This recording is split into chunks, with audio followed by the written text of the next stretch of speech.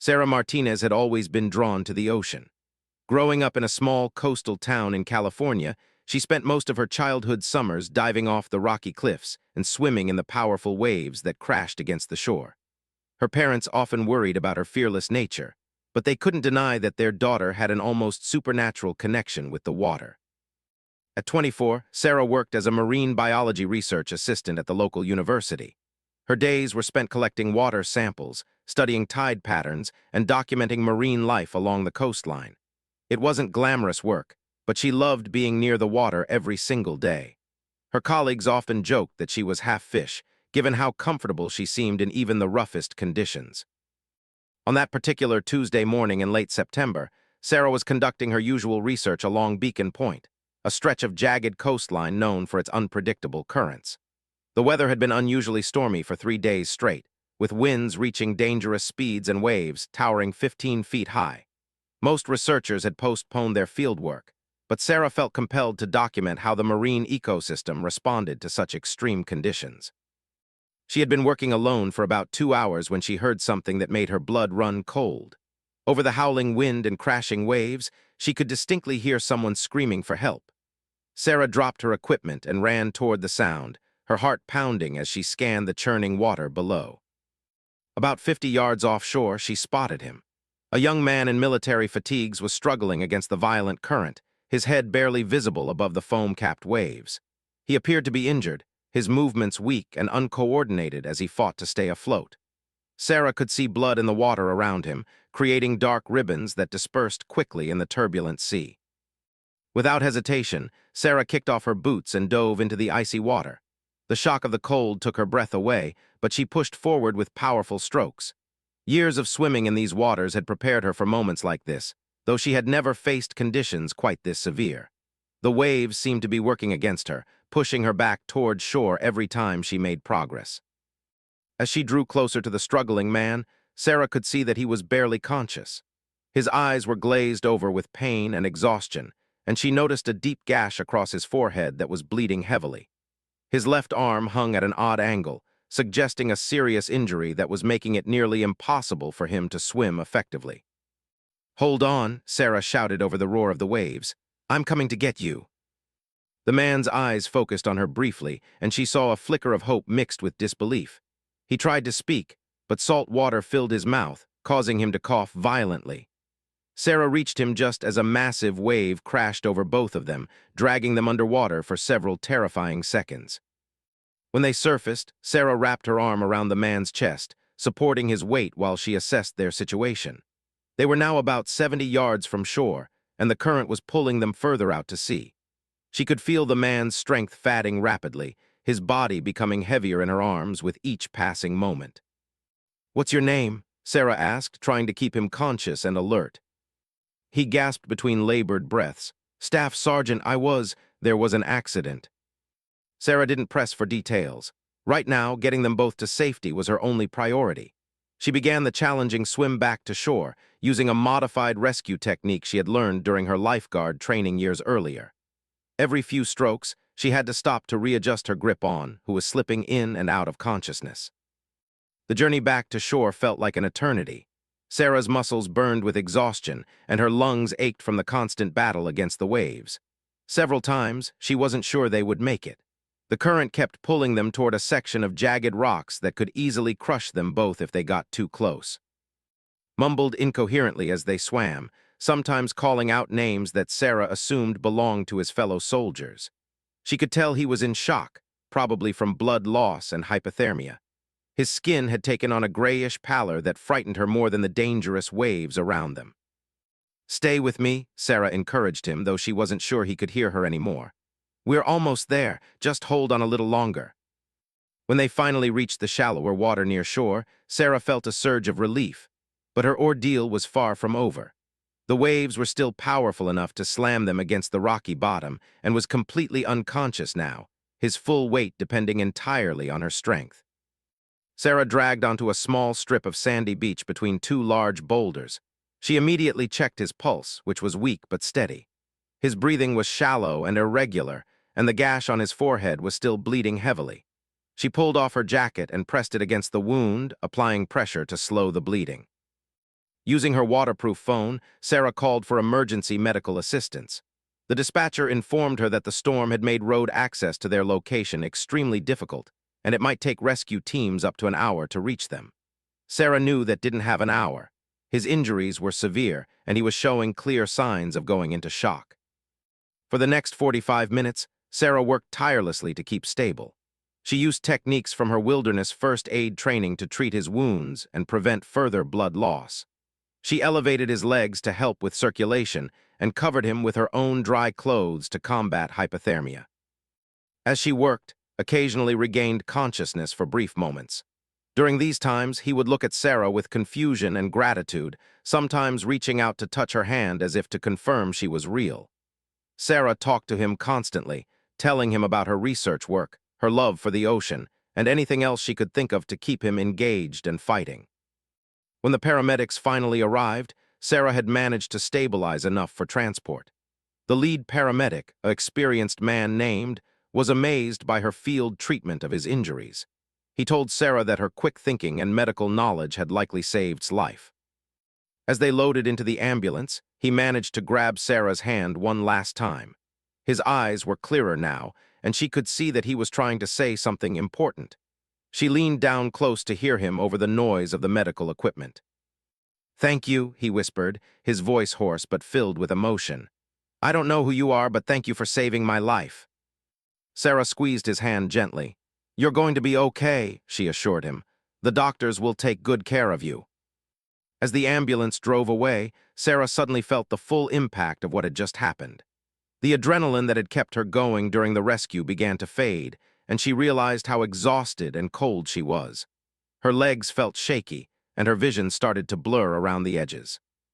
She managed to gather her research equipment and make it to her car before the overwhelming fatigue hit her completely. The last thing Sarah remembered was sitting in the driver's seat, trying to start the engine, when everything went black. The next thing she knew, she was lying in a hospital bed with bright fluorescent lights shining down on her. A nurse was checking her vital signs while a doctor reviewed her chart nearby. Sarah tried to sit up, but a wave of dizziness forced her back down onto the pillow. "Take it easy," the nurse said kindly. "You've been through quite an ordeal. You were brought in suffering from exhaustion and mild hypothermia. Your body just needed some time to recover from what you put it through today." As Sarah's mind began to clear, she remembered the rescue and immediately asked about. The doctor smiled and assured her that he was in stable condition and recovering well in the intensive care unit. Her quick actions had indeed saved his life, though he would need several surgeries to fully repair the damage from his injuries. Over the next day, as Sarah recovered in the hospital, she learned more about and the circumstances that had led to his near drowning. He was a Marine staff sergeant who had been participating in a training exercise along the coast when a helicopter accident had occurred. Had been thrown from the aircraft into the stormy sea, suffering multiple injuries including a concussion, a broken collarbone, and several deep lacerations. Sarah also discovered that her rescue had not gone unnoticed. Several people had witnessed her diving into the dangerous waters to save a stranger, and word of her heroic actions was spreading throughout the community. Local news stations wanted to interview her, and the Marine Corps had been about the civilian who had risked her own life to save one of their own. But Sarah wasn't interested in publicity or recognition. She was simply grateful that was alive and recovering. When she was finally discharged from the hospital 2 days later, she tried to return to her normal routine, hoping that the attention would die down quickly. However, she soon discovered that was not just any Marine. He was part of an elite unit with a reputation for courage and excellence, and his fellow Marines were not about to let Sarah's heroism go unrecognized. Unknown to her, plans were already in motion for a tribute that would change her life forever. 3 weeks after the rescue, Sarah had settled back into her research routine, though she found herself thinking about more often than she cared to admit. The hospital had told her he was recovering well, but she hadn't seen him since that day at the beach. She respected his privacy and figured he probably wanted to focus on getting better without any reminders of his traumatic accident. During her morning sample collection at Beacon Point, Sarah often found herself staring at the spot where she had pulled from the water. The ocean had returned to its usual calm state, with gentle waves lapping against the rocks as if nothing extraordinary had ever happened there. Sometimes she wondered if she had imagined the whole thing, though the soreness in her shoulders and the grateful letter from the Marine Corps confirmed that it had been very real. The letter had arrived a week earlier, written by commanding officer Colonel James. In formal military language, it thanked her for her extraordinary courage and selfless actions in saving the life of one of their Marines. The colonel mentioned that was making excellent progress in his recovery and had spoken repeatedly about the brave woman who had risked everything to save him. Sarah had tucked the letter away in her desk drawer, touched by the gesture but still uncomfortable with the attention. She had grown up believing that helping others was simply what decent people did, not something that warranted special recognition. Her parents had raised her to be humble and to find satisfaction in doing the right thing rather than seeking praise for it. On a quiet Thursday afternoon, while Sarah was analyzing water samples in her small laboratory, her supervisor knocked on the door with an unusual expression on his face. Dr. Robert was typically calm and professional, but today he seemed excited about something. "Sarah, you have some visitors," he said, trying to contain his enthusiasm. "They're waiting in the conference room, and they specifically asked to speak with you about your recent rescue." Sarah's heart sank. She had been hoping that the media attention would fade away, but apparently someone else wanted to interview her about what had happened. She reluctantly followed Doctor down the hallway, preparing herself for another round of questions about her heroic actions. When she opened the conference room door, Sarah was surprised to find two men in dress uniforms waiting for her. They stood up immediately when she entered, their bearing formal and respectful. The older man, who appeared to be in his 50s, had the insignia of a colonel, while the younger man wore the stripes of a staff sergeant. "Ms. Martinez," the colonel said, extending his hand. "I'm Colonel, and this is Staff Sergeant Williams. We've come here today to speak with you about." Sarah shook both their hands, noticing the serious expressions on their faces. For a moment, she feared that something had gone wrong with his recovery, that maybe his injuries had been more severe than the doctors had initially realized. "Is okay?" she asked immediately. "Has something happened?" Colonel smiled, and Sarah felt a wave of relief wash over her. "Is doing very well, Ms. Martinez. In fact, he's making remarkable progress. The doctors expect him to make a full recovery within the next few months." Staff Sergeant Williams stepped forward. "Ma'am, we're here because has told us repeatedly about what you did for him. He wants to thank you personally, but more than that, our entire unit wants to show our appreciation for what you've done." Sarah felt uncomfortable with the direction the conversation was taking. "That's really not necessary," she said. "I'm just glad he's okay. Anyone would have done the same thing." Colonel shook his head. "With respect, Ms. Martinez, that's simply not true. What you did required extraordinary courage and skill. You dove into dangerous waters during a storm to save a complete stranger, and you provided medical care that kept him alive until professional help arrived. That's not something just anyone would do." The colonel paused and looked directly at Sarah. "Is not just any Marine, Ms. Martinez. He's one of our finest, a leader who has served his country with distinction for over 8 years. He's saved lives in combat situations around the world, and he's the kind of man who always puts others before himself. For someone like that to be saved by a civilian who showed the same kind of selfless courage, well, it means something special to all of us." Staff Sergeant Williams nodded in agreement. "Has been talking about you constantly since he's been conscious. He keeps saying that he owes his life to an angel who appeared out of nowhere. He's desperate to thank you properly, but he's been hesitant to contact you directly because he doesn't want to impose." Sarah felt a warmth spreading through her chest at the thought of thinking about her, but she tried to maintain her composure. "I appreciate that, but he doesn't owe me anything. I'm just happy that he's alive and recovering." "That's exactly the kind of response we expected from you," Colonel said with a smile. "But I'm afraid and the rest of his unit are not going to let this go unrecognized. They've been planning something special, and we're here to ask for your cooperation." Sarah looked between the two men, feeling a mixture of curiosity and apprehension. "What kind of something special?" "We'd like to invite you to a ceremony at the Marine base," Staff Sergeant Williams explained. "It's nothing formal or public, just a small gathering where and his fellow Marines can express their gratitude properly. We understand if you'd prefer to keep things private, but it would mean a great deal to everyone if you would consider attending." Sarah thought about it for a moment. She had been avoiding publicity and attention, but this felt different somehow. This wasn't about media coverage or public recognition. It was about connecting with the person she had helped and the people who cared about him. "When would this ceremony take place?" she asked. "This Saturday afternoon, if you're available," Colonel replied. "We can arrange transportation if needed, and of course, you're welcome to bring family members or friends if you'd like." Sarah nodded slowly. "I think I'd like that, but please, nothing elaborate. I'm not comfortable being the center of attention." Both men smiled. "We understand completely," the colonel assured her. "This will be a simple, dignified ceremony, just his unit and a few commanding officers who want to express their appreciation." After the Marines left, Sarah spent the rest of the week feeling nervous about the upcoming ceremony. She had no idea what to expect, but she found herself looking forward to seeing again. She wanted to know how he was healing, both physically and emotionally, from his traumatic experience. On Saturday morning, Sarah chose a simple blue dress and drove to the Marine base following the directions Colonel had provided. She had never been on a military installation before, and she was impressed by the sense of order and purpose that seemed to permeate everything she saw. At the main gate, guards checked her identification and provided directions to the building where the ceremony would take place. As she parked her car and walked toward the entrance, Sarah noticed several Marines in dress uniforms gathered in small groups nearby. They looked at her with expressions of curiosity and respect, and a few nodded politely as she passed.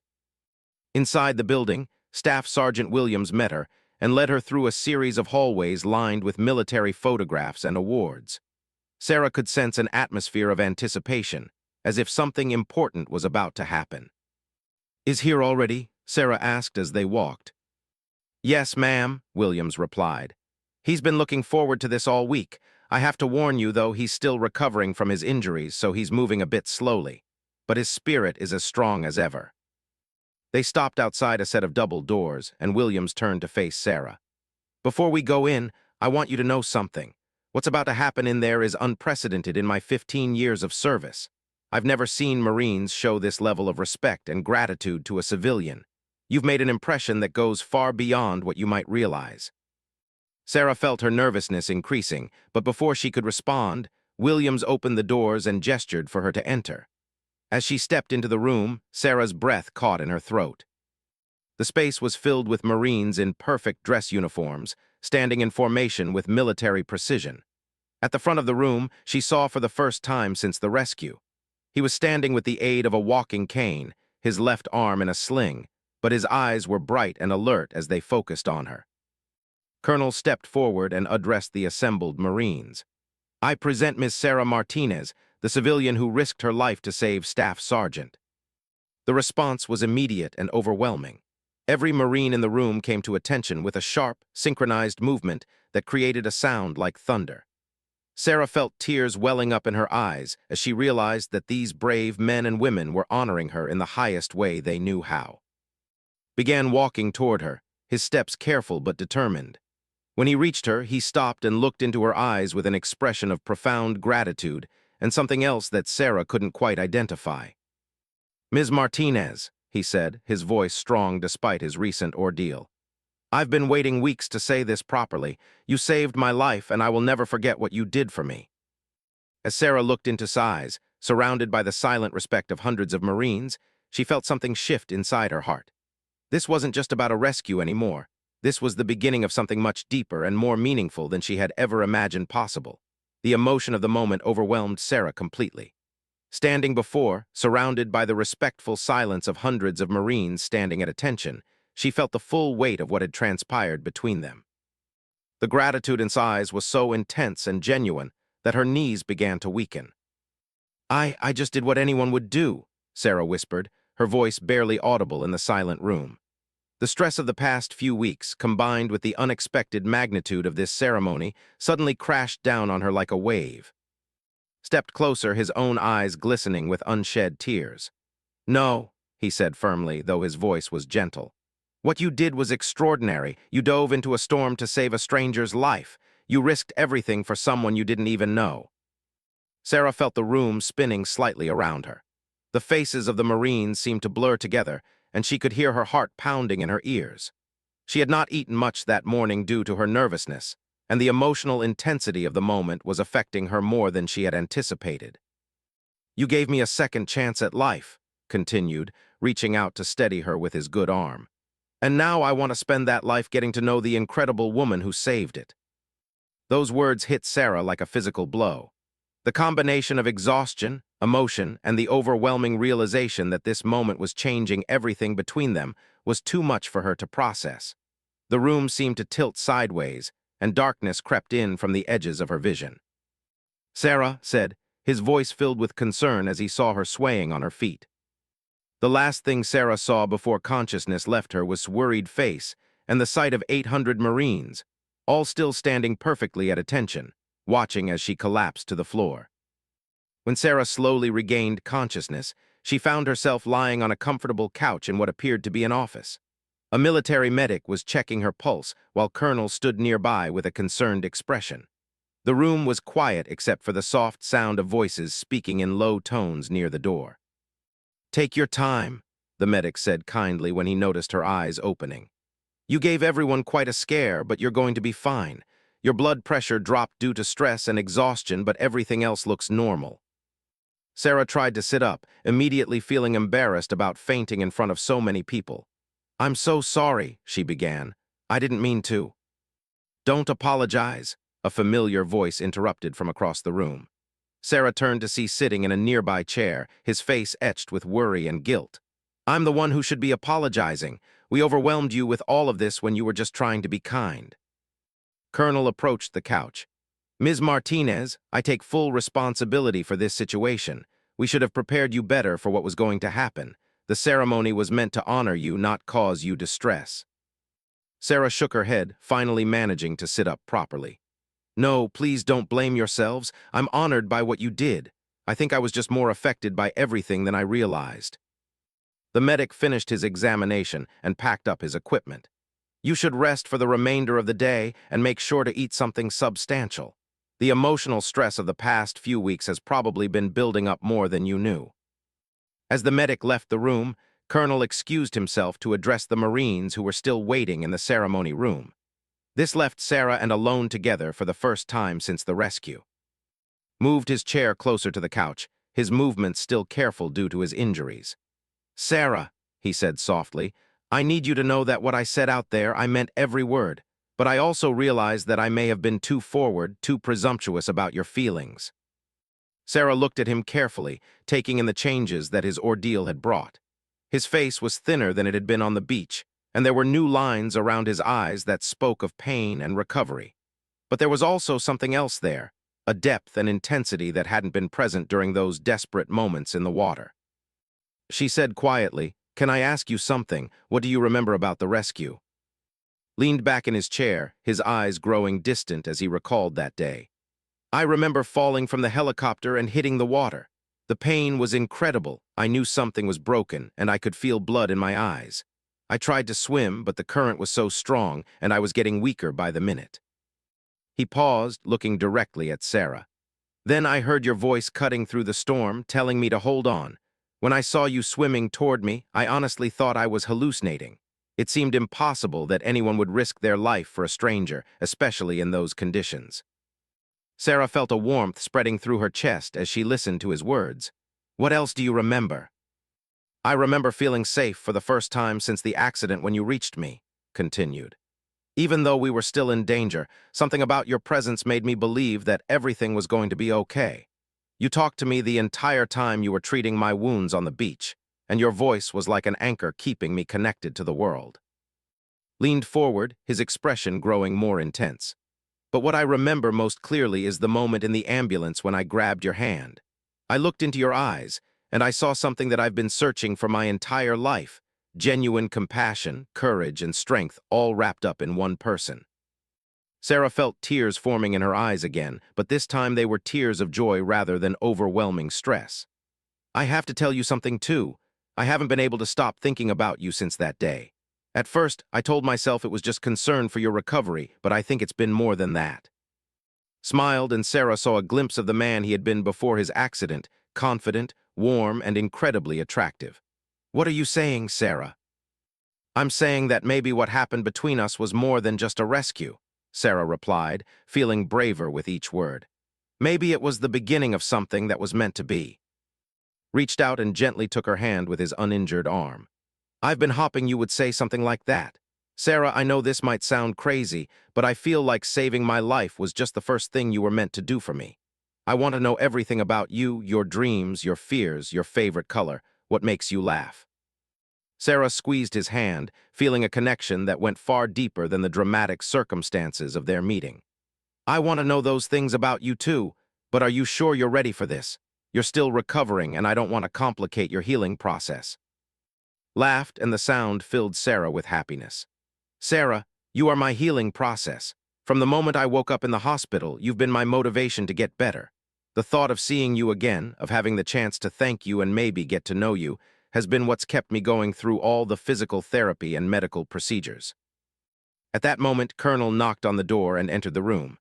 "I hope I'm not interrupting," he said with a knowing smile, "but I wanted to let you both know that the Marines are still assembled and waiting. They'd like to complete the ceremony if Sarah feels up to it, but there's absolutely no pressure." Sarah looked at, then back at the Colonel. "Actually, I would like to finish what we started, but could we do it a little differently? I don't want this to be about me being a hero. I want it to be about all of us, about the courage that people show for each other when it really matters."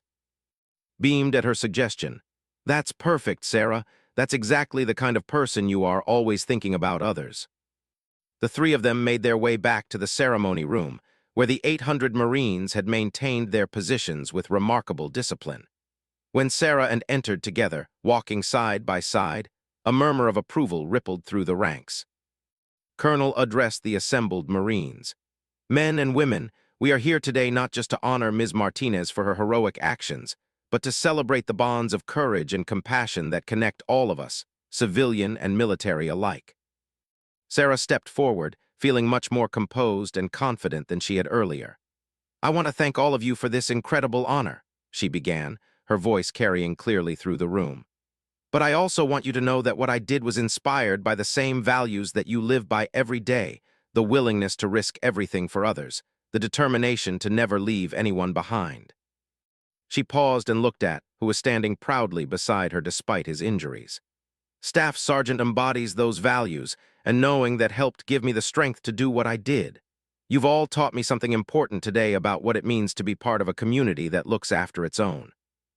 Stepped forward and, despite protocol, reached for Sarah's hand in front of the entire assembly.